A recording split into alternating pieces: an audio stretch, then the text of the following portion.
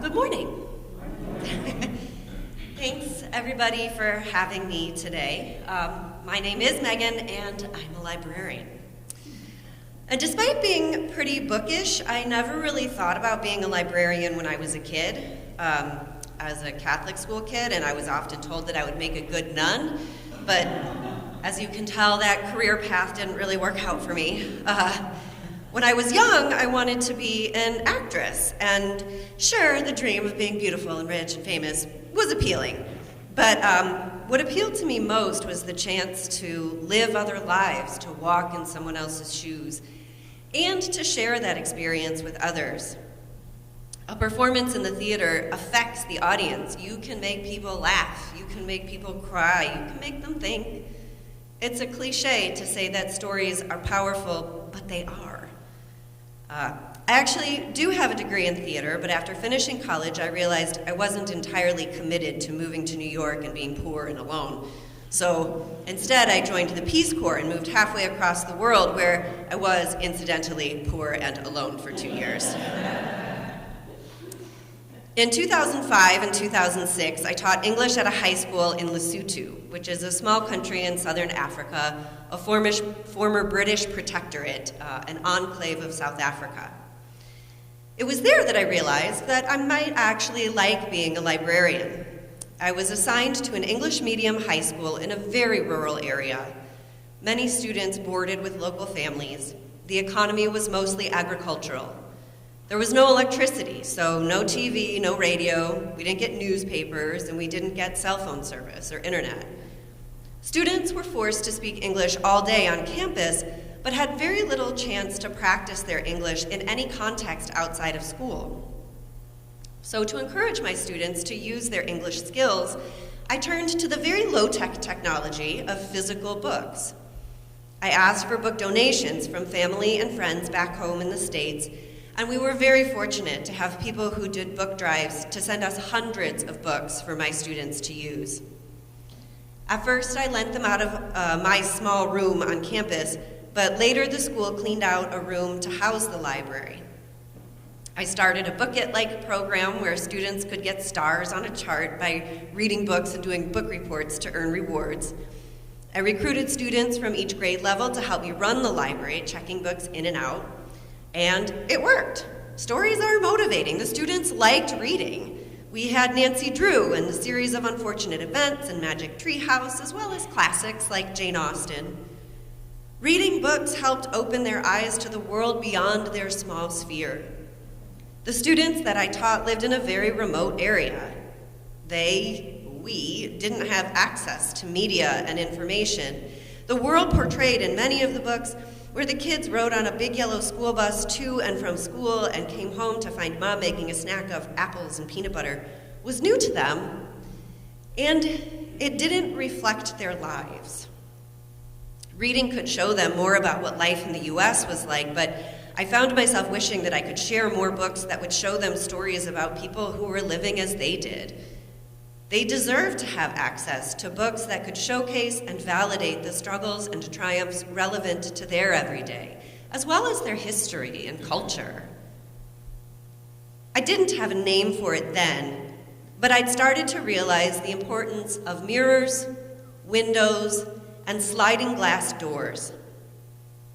In a 1990 essay, Dr. Rudine Sims Bishop, a professor of children's literature, wrote, "Books are sometimes windows, offering views of worlds that may be real or imagined, familiar or strange. These windows are also sliding glass doors, and readers have only to walk through in imagination to become part of whatever world has been created or recreated by the author. When lighting conditions are just right, however, a window can also be a mirror. Literature transforms human experience and reflects it back to us, and in that reflection, we can see our own lives and experiences as part of a larger human experience. Reading, then, becomes a means of self-affirmation, and readers often seek their mirrors in books.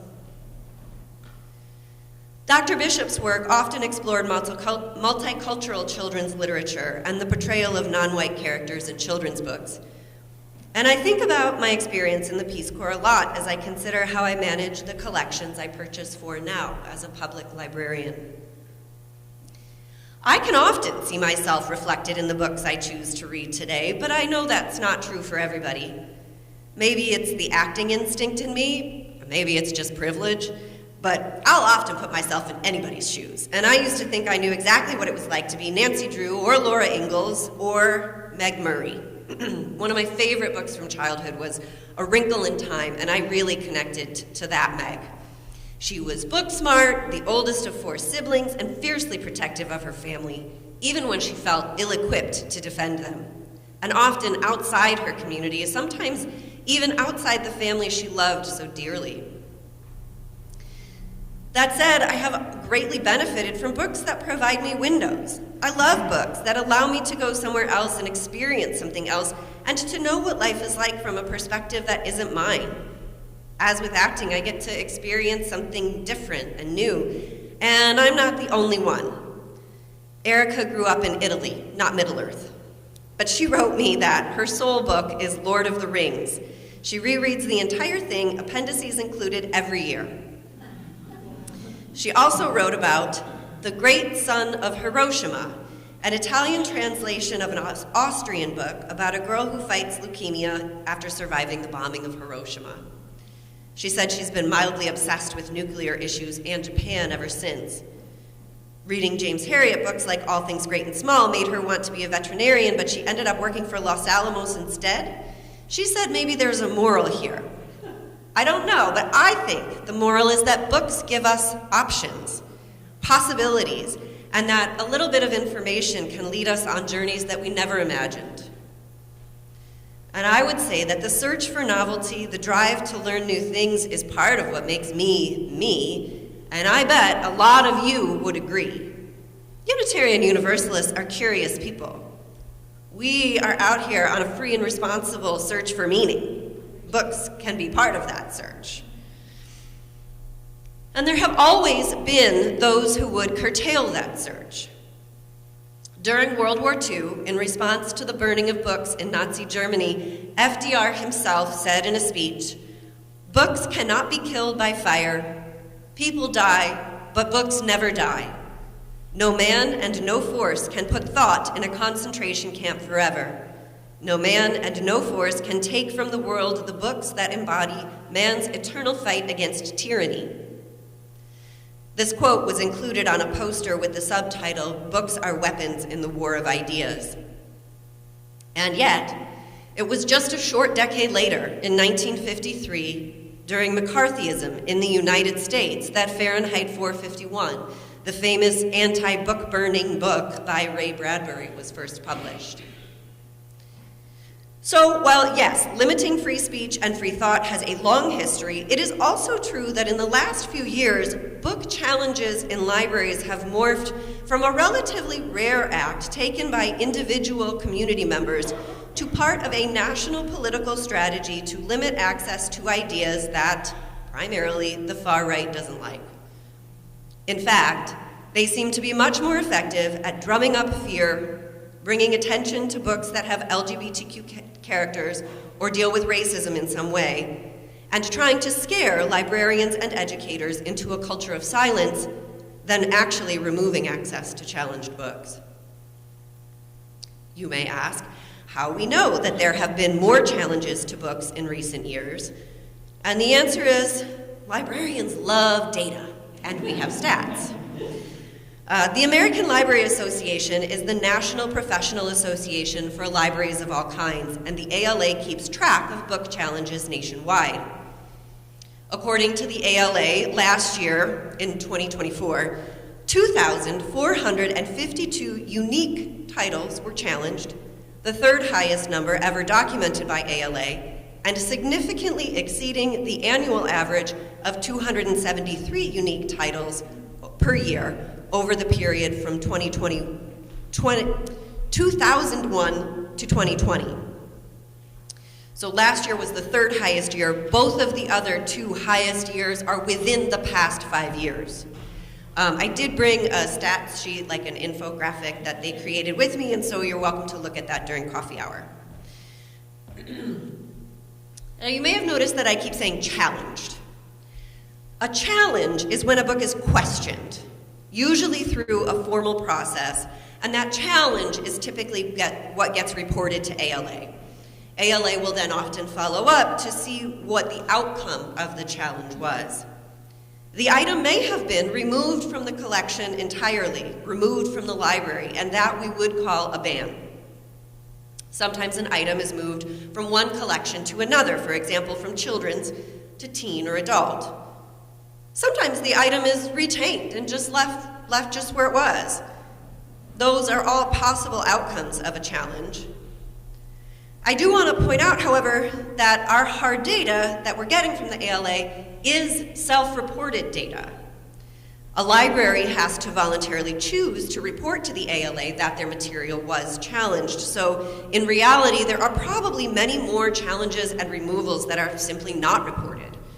As I said, this movement has been successful at creating a culture of fear. The people attempting to censor materials will tell you that they're scared. They're scared that their kids will be exposed to ideas that they deem inappropriate. They'll say that librarians and educators are grooming their kids and exposing them to pornography. They'll say that just being in a public library with unknown materials will somehow taint their children in some way. I am here to tell you that no librarian I know is purchasing pornography. They don't sell that through library vendors. Librarians are purchasing materials that have been reviewed by professionals and published for a designated age group.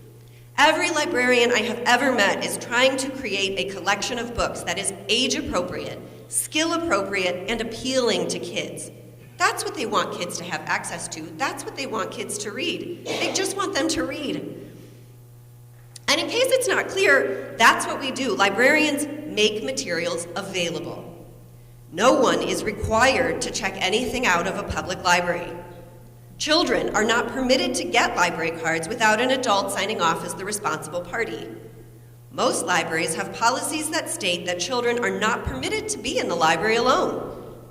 Whatever fears or concerns parents have about what their children are exposed to, no one is preventing them from exercising their rights as parents. In fact, it is preferred that parents parent their kids while they're at the public library. And yet, organized pressure groups have convinced some communities that their rights are being infringed simply because some books exist at the library. But there is nothing democratic about one person making decisions for an entire community. And yet these campaigns have had success across the country. Many of you may remember when the Patmos Public Library on Michigan's west side was defunded completely after several residents started a campaign claiming that the library was grooming kids. The small percentage of registered voters who turned out voted not to continue the library's general operating millage.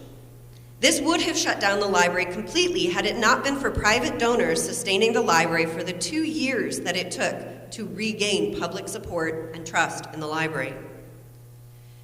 In 2023, the Lapeer County prosecutor threatened to arrest the Lapeer District Library Director simply for having the book Genderqueer in the collection. Genderqueer has been the most commonly, or the top challenged book over the last couple years. That library has gone through 2 directors in less than 2 years. And while the community showed up at board meetings to support the right to read, that board recently moved their board meetings from an evening to a weekday morning. The Alpena Public Library up north has also experienced rounds of complaints, rounds of community support, and a turnover in library leadership. These disputes are primarily local news and are being handled locally, but that's not the case everywhere.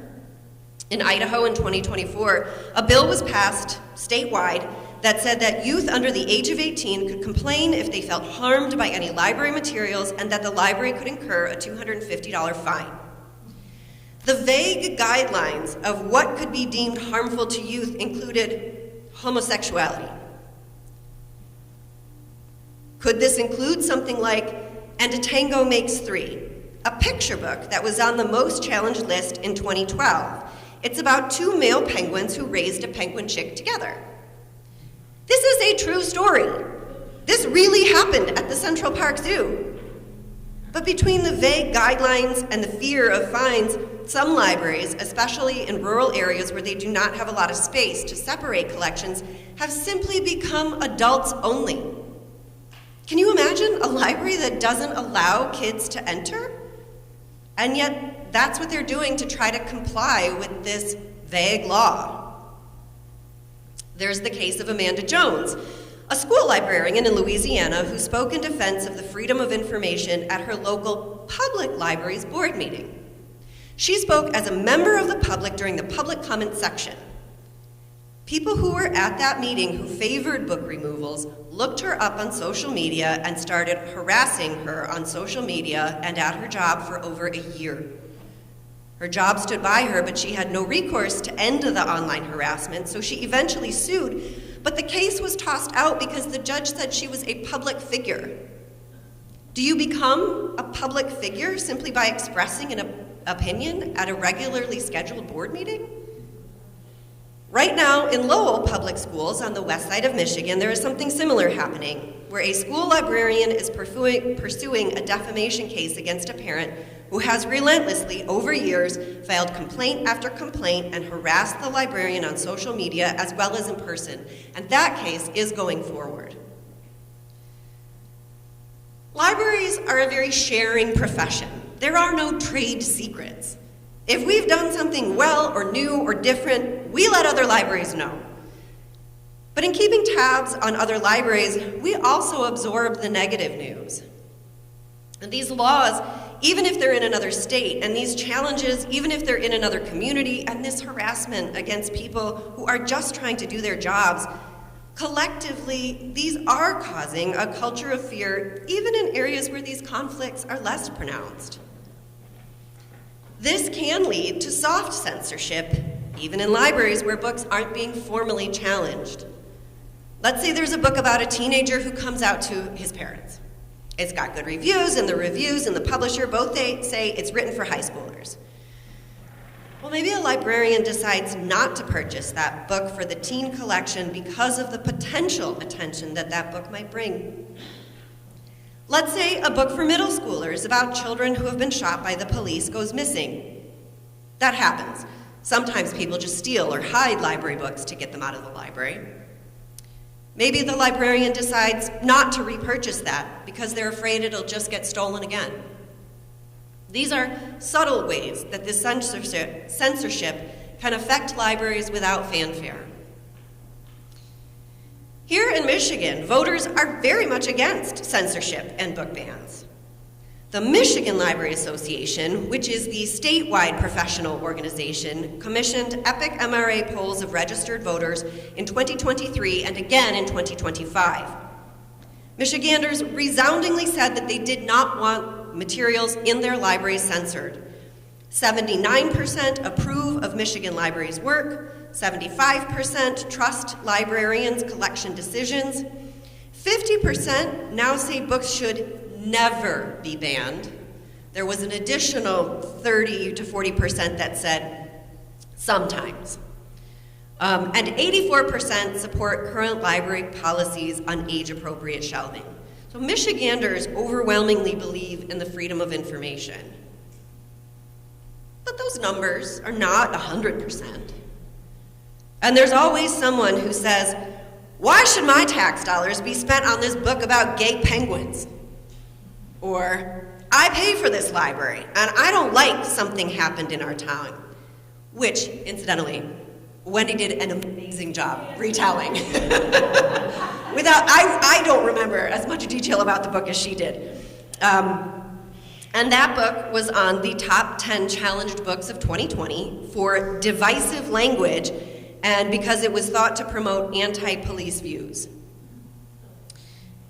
And to some extent, I sympathize with this critic. I work for the public. And yeah, there should be books in the library that this critic enjoys. But the library uses everybody else's tax dollars too. And every single person in a community is a potential library user. The library serves everyone. This imaginary critic might say, "We don't have any gays in our town." And I would say, "Yeah, you do." But even if it's more obvious, like there aren't many black people, aren't many immigrants, well, we're back to that idea of sliding glass doors. And something happened in our town. It's not just a black family trying to make sense of the tragedy that happened, it's everyone. That book was co-authored by a family and child psychologist, and it is specifically geared to give parents a point of entry to talk about what their kids are hearing in the news. If someone doesn't want to deal with this with their kids, that's fine. But my kids ask a lot of questions, and I might want a book to help guide me through tough conversations. This is basic library stuff. As you use, we affirm that we are all connected through the interdependent web of all life. We know that when something affects one, it affects us all. And we see things on the news and in our lives from all over the world. To that skeptic, I might say, we all need windows to help us gain understanding of our community and our world. But people need mirrors at the library too. Our skeptic might ask, why does it matter if this library doesn't have that book? Those people can just get it somewhere else. But why? Why restrict access for everyone when it's a few people who don't like the materials and they can simply choose not to engage with it? Whereas, if you are a girl who wants to kiss a girl and you're afraid of that feeling, maybe a book can show you that you are not the only person in the world who feels that way. If you're a kid whose parent was pulled over and you could see their fear as they weren't given a reason for the stop, maybe a book can help you work through those feelings. If you're part of an immigrant family but your parents never talk about where or how they grew up, you might need to read about an immigrant experience to feel connected to your roots. How can you prepare for the world if you never get to experience it? A book doesn't need to speak to everyone, it just needs to speak to someone. The librarian mantra is kind of the right book for the right reader at the right time. Unitarian Universalists affirm the inherent worth and dignity of all human beings. That means we affirm the worth and dignity of their stories, and no story is too inherently dangerous for other people to know about. Paula sent me a great quote for this sermon. If you're afraid books might change someone's thinking, then you're not afraid of books, you're afraid of thinking. If you are not afraid of thinking and you want to offer your support, what can you do? Number one, I'm going to go out there and say, support your library. Use your library. I know some people don't like to borrow books, but if you can, borrow books. One of the most powerful statistics libraries have are our circulation statistics. If there is demand for a book, we can easily say, we're keeping this book because people want to read this book. Borrow books that are on the list of challenged books, but borrow anything. It helps. If you visit your local library frequently, tell the staff you appreciate them. Positive interactions can go a long way in helping staff navigate the negative interactions. Knowing that someone appreciates the library as we're trying to talk through a difficult conversation with someone can help reassure us that by retaining certain materials or offering certain programs, we are in fact serving everyone in a community because you will have been there to remind us that you live in our community too. You could even contact your library director and offer to be on call if they ever feel like they need support at a library board meeting. And if you want to get a little more nitty-gritty, check with your local library about their collection policies and their policy for challenging materials. Collection policies guide purchasing and removal decisions. Every library should have a policy that outlines reasons for something to be purchased. Maybe it got a positive review. Maybe the author's other books circulate well. Maybe a patron requested the title. All those are reasons to acquire materials. Similarly, a library should have a collection weeding policy, which is when to remove something and why. If it doesn't circulate, for how long? If it's damaged, if it's a duplicate, if a newer edition has superseded it. There are lots of good reasons to remove a book from a collection. Libraries can't hold on to everything forever.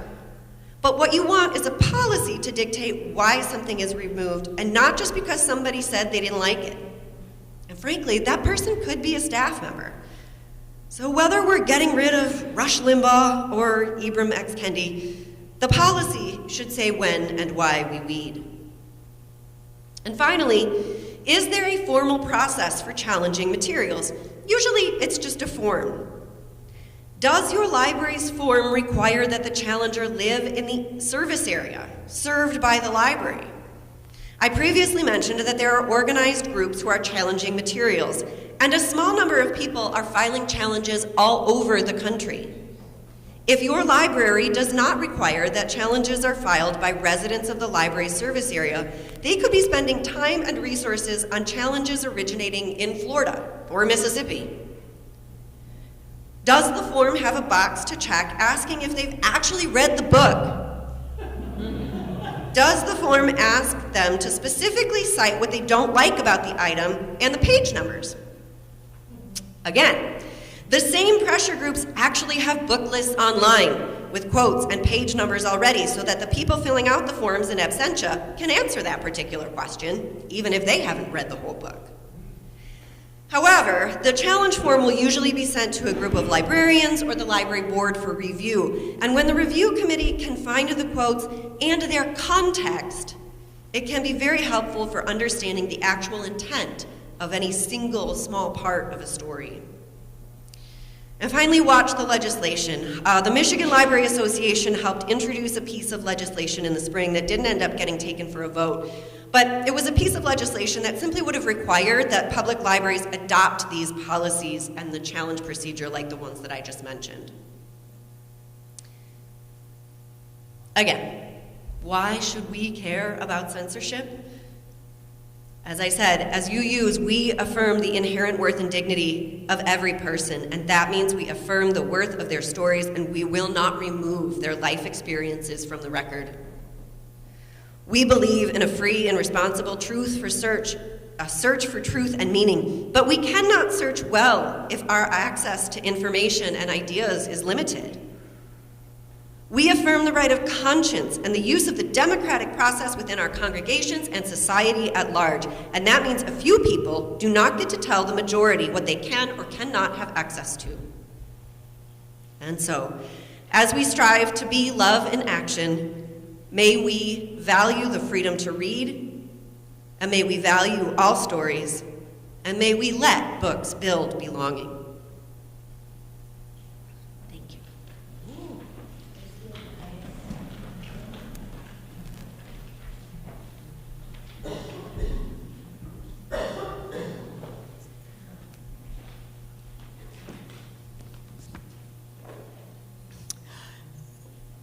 Will you please rise as